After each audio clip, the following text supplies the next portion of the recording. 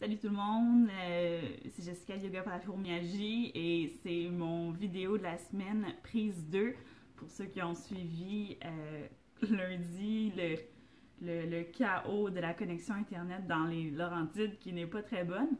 Donc je me reprends pour vous montrer les exercices parce que ce que j'avais préparé pour vous lundi, c'est des super exercices pour la santé des pieds. Les pieds, c'est une des parties les plus importantes du corps, puisque leur travail, c'est de supporter tout le corps au quotidien. Donc, on utilise nos pieds pour marcher, pour faire plein de choses. Et pourtant, c'est la partie du corps qui est l'une des plus négligées. Donc, quand on va faire soit un programme d'exercice ou le yoga, peu importe ce que vous faites au quotidien, on va souvent penser, je veux travailler mes bras, je veux travailler mon dos, mon cou, mes jambes, puis on pense jamais à travailler les pieds. Pourtant, quand les pieds sont en santé, les pieds sont forts, les pieds sont flexibles, ils vont bien faire leur travail de supporter le corps.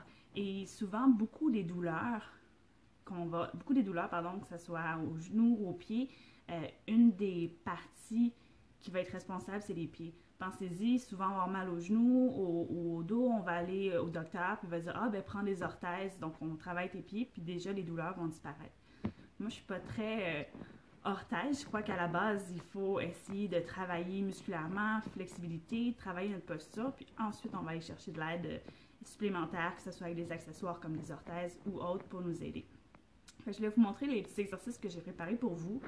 Moi, j'avais beaucoup mal à mon genou droit avant, parce que j'avais les pieds plats, surtout mon pied droit qui avait tendance à s'affaisser. Et j'ai fait beaucoup de recherches sur Internet au sujet. Qu'est-ce qu'on peut faire pour que nos pieds soient plus forts, plus flexibles et éliminer les douleurs aux genoux. Et j'ai trouvé plein d'exercices que j'ai pratiqués pendant un petit bout et ça a fait une grosse différence. Maintenant, mes pieds sont super forts, j'ai une bonne arche de pied et j'ai pas eu besoin d'orthèse au final. Donc, je vais vous montrer ça. Ce qui est le fun de ces exercices-là, c'est que c'est des exercices de paresseux. On peut les faire assis. Moi, je les faisais assis dans mon divan avec les pieds sur ma table à café. Puis, je faisais les exercices en écoutant la télévision. Fait que vraiment, il n'y a pas plus simple que ça. Vous n'avez pas besoin de prendre aucun moment dans votre journée pour dire là, je fais les exercices. Vous le faites quand vous êtes assis puis vous faites d'autres choses. On n'a pas besoin de trop y penser. Fait que le premier exercice que vous allez faire, assis, tout simple, ça va être commencer à réchauffer les pieds. Vous allez pointer. Plus pointer vous pouvez faire. Et ensuite, on vient tirer les orteils vers vous. Vraiment pleine extension des pieds. Pleine flexion. Pleine extension. Et on bouge comme ça les pieds. Si vous exagérez le mouvement, vous allez sentir rapidement que non seulement ça l'étire, mais aussi vous allez sentir des muscles, soit les mollets, le devant des chevilles qui commencent à travailler, à se réchauffer. Où que vous soyez, que vous écoutez la vidéo, je vous encourage à le faire avec moi. Je vous vois que vous êtes 5 en direct parce que même si vous êtes assis au bureau, personne ne va le voir que vous êtes en train de bouger vos pieds. Donc, vous pouvez faire les exercices. Donc, on le fait quelques fois. Et une des choses que les gens ne vont pas faire, c'est que les orteils vont rester droits. Donc, souvent, on va aller en pointe, on va tirer, puis on oublie les orteils. Mais vraiment essayer de... Coucou, Sylvie! Donc, vraiment essayer d'exagérer le mouvement. C'est dans l'exagération que vous allez vraiment sentir la différence. Donc, une fois qu'on a fait ça quelques fois, moi, je le sens déjà que ça travaille. Fait que si vous le faites avec moi, vous allez sentir que, oui, effectivement, on commence à réchauffer les muscles. Le prochain mouvement, ça va être de travailler les flexions latérales, donc tous les petits muscles sur le côté de notre cheville qui nous permettent autant de flexibilité de tourner la cheville, mais aussi de la renforcer. Fait que vous allez tirer tout l'intérieur du pied vers vous, puis ensuite on vient pousser l'intérieur du pied vers l'avant et tirer l'extérieur du pied. Et on bouge comme ça avec les deux pieds. Celui-là, en général, travaille rapidement, beaucoup. Si vous avez tendance à vous fouler la cheville, moi avant j'avais des chevilles très instables, c'est le genre d'exercice qui m'a aidé à non seulement travailler ma flexibilité, comme ça si je me foule la cheville ou que je trébuche, mon pied, au lieu que les ligaments ou les muscles se déchirent, ils vont être capables de prendre le mouvement puisqu'ils sont flexibles, mais aussi les muscles sont renforcés pour justement stabiliser ma cheville. Comme ça, si je marche, surtout au Québec avec la neige, la glace, on a tendance à glisser souvent. Donc, mes chevilles fortes me permettent de me protéger, disons. Donc, on fait ça quelques fois. Moi, je le sens déjà, je vais arrêter le mouvement. Ça renforce, ça travaille assez rapidement. Là, on va aller faire des rotations. Donc, vraiment tout simple. On n'a pas trop à se casser la tête. On Fait quelques fois, toujours en exagérant le mouvement. C'est dans l'exagération que vous allez trouver votre force et votre souplesse. Et on fait de l'autre côté.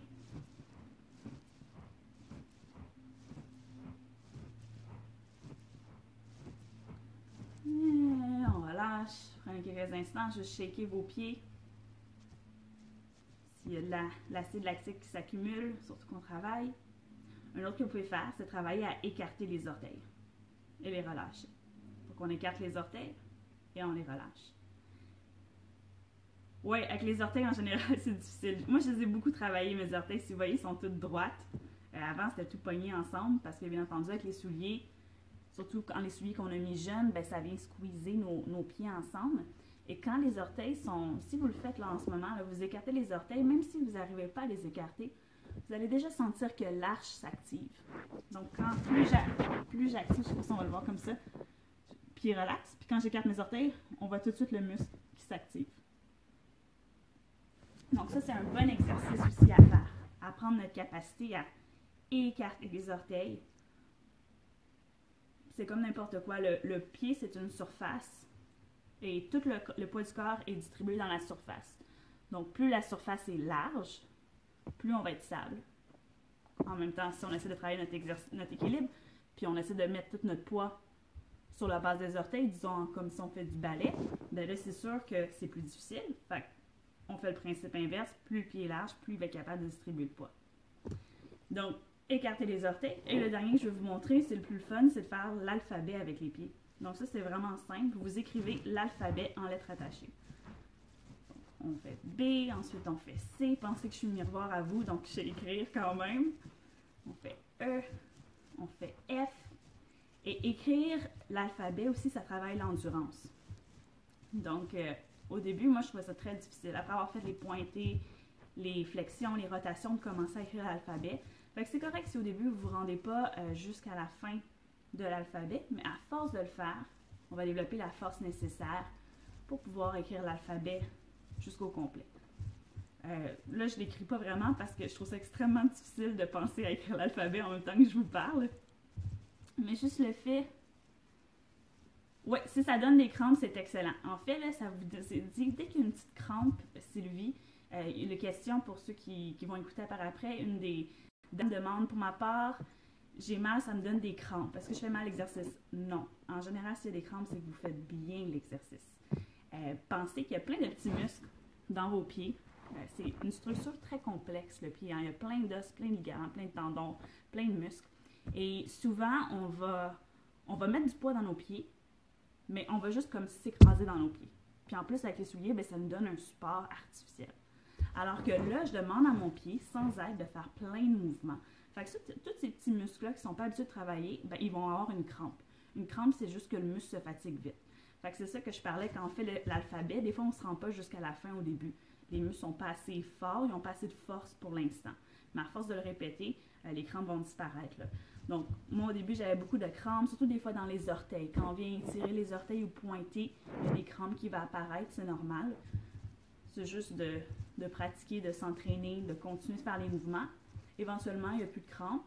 Moi, c'est juste, je sens que mes muscles deviennent fatigués, au même titre que si je ferais des poids puis je ferais des biceps. À un certain moment, on sent la chaleur qui augmente, la circulation sanguine qui augmente, c'est bon signe. C'est juste que le corps s'adapte à la demande qu'on lui fait. Dans ce cas-ci, c'est d'écrire l'alphabet. Donc, on continue comme ça. Là, je devrais être rendue à M. Et on fait O, toujours en exagérant les mouvements. Plus on exagère, plus ça va être efficace. R, le S. Donc, le S, c'est le fun de le faire de l'autre sens parce que c'est un petit mouvement comme de vague qui vient travailler. Si vous le faites bien, là, vous le sentez même jusque dans les mollets. Là. Donc, vraiment, toute la jambe travaille. Ça vous indique aussi à quel point, quand on marche, à quel point tous les muscles devraient travailler aussi, puis qui ne travaillent pas nécessairement. Donc là, je vais finir mon X,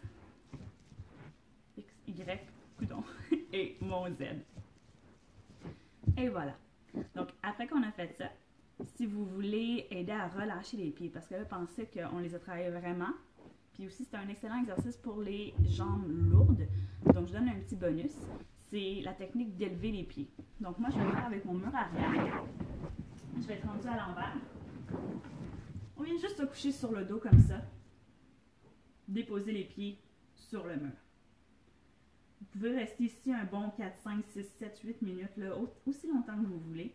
Et ça, c'est formidable pour non seulement aider à drainer les pieds. Pensez que tout le sang, toute la lymphe est toujours dans les pieds. Puis on ne fait jamais rien pour que ça l'aide à revenir au cœur. Donc ça va aider. Excellent pour les jambes lourdes aussi. Donc ça, c'est un bon exercice à ajouter. Après, vous allez travailler vos jambes, que vous allez travailler vos pieds surélevés. Ça va aider. C'est aussi très relaxant. Donc quand on a les pieds élevés par rapport au reste du corps, ça aide à calmer le système nerveux. Donc c'était mes exercices d'aujourd'hui. Je vous conseille vraiment de les faire, ceux-là. Ben, je vous conseille toujours de faire mes exercices. Je vous les donne pour une raison. Mais les pieds, c'est vraiment, comme je l'ai écrit dans la petite intro, c'est une partie du corps qui est la plus négligée. Puis pourtant, c'est une des parties du corps qui travaille constamment. Parce que même si on a trop mal, même si on ne fait plus nécessairement d'activité physique, ben, les pieds, on les utilise quand même. Fait que c'est une bonne idée de commencer à les travailler et observer qu'est-ce qui va se passer dans notre état général si on commence à prendre soin de nos pieds. Donc, c'est ce que je voulais vous montrer aujourd'hui. Je ne sais pas si vous avez d'autres questions.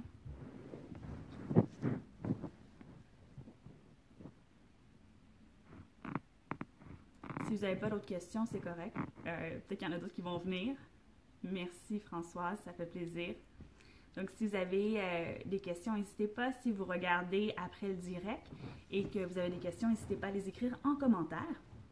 Moi, je prends tout le temps de vous lire, de vous écrire en retour. Et on se dit à lundi prochain pour un autre direct. Non, en fait, ça va être mercredi prochain. Oui, on peut les faire tous les jours. Donc, on demande est-ce qu'on peut faire les exercices tous les jours? Oui. Pensez que si vous marchez à tous les jours, ça serait bien de les faire, ces petits exercices-là, tous les jours. Au début, c'est pas... on n'a pas fait 1 heure d'entraînement non plus. On a fait comme un 4-5 minutes de bouger les pieds. Donc, il n'y a aucun problème à le faire régulièrement.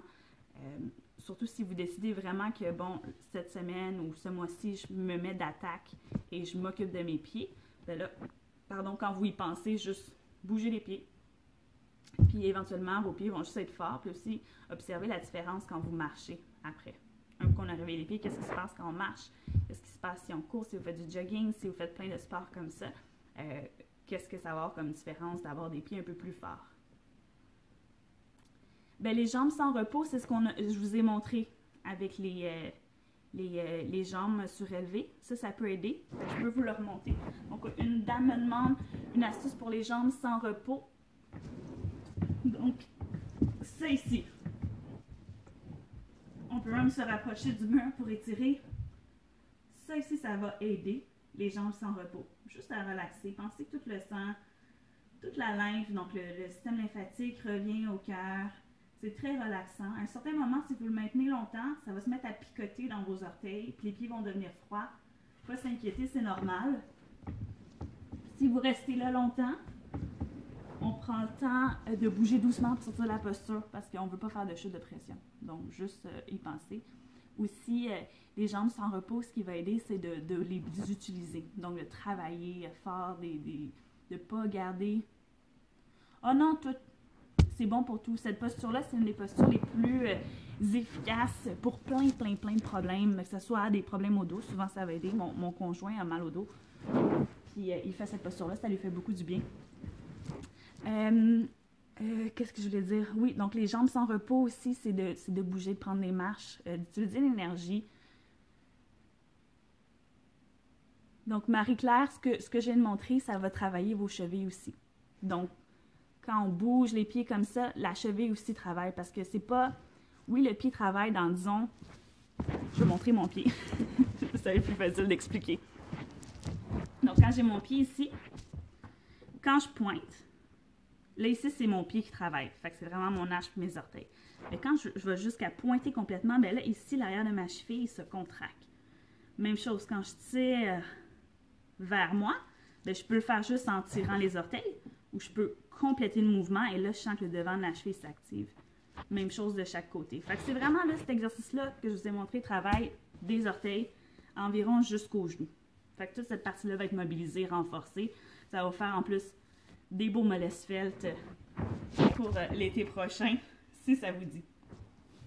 Donc, c'était pas mal les exercices que je vous proposais aujourd'hui. Je vais me mettre à plat ventre parce que c'est vraiment confortable comme ça. Donc, je vous remercie de vos questions, de vos commentaires. Et comme toujours, c'est ça, n'hésitez pas si vous en avez d'autres. Moi, je les lis pour mercredi prochain, puisque je vais encore filmer. Je suis en train de filmer plein de vidéos pour vous. Ça va être super beau, il neigeait, fait que le background, là, en fait, ce qu'il va y avoir en arrière des séquences de vidéos, c'est la neige qui tombe, c'est magnifique. La lumière est super belle, le son est clair. Ça va être des très beaux vidéos qui s'en viennent pour février prochain. Donc, ça va être le 1er février, le lancement officiel de tout ça. Je vais vous en parler d'avance, c'est quoi le gros projet qui s'en vient. Mais c'est ça, je suis en gros tournage, puis dans le Nord, ben c'est très beau, mais il n'y a pas de Wi-Fi, comme on a appris lundi passé. Moi, ça me disait que j'avais mon 4G full pin, toutes les barres, pourtant non, j'avais pas de connexion. Fait que je vais les mettre le mercredi, jusqu'à temps que je sois plus dans le Nord. Fait que le mercredi, à environ 14 h, comme l'heure qu'on est là en ce moment, mercredi 14 h, ce qui en France, c'est plus 6, 20 h. Donc, mercredi 20 h en France, mercredi 14 h au Québec. Je devrais être ici en ville avec le Wi-Fi pour pouvoir faire le direct. Et donc, ça va être ça pour la semaine prochaine, puisque dans le Nord, c'était un gros flop. Donc, comme toujours, si vous n'avez pas downloadé les 5 trucs anti-fibromyalgie, qui sont, dans le fond, si vous allez sur ma page Facebook, là, vous allez voir le header, la petite photo de couverture, c'est ça en français.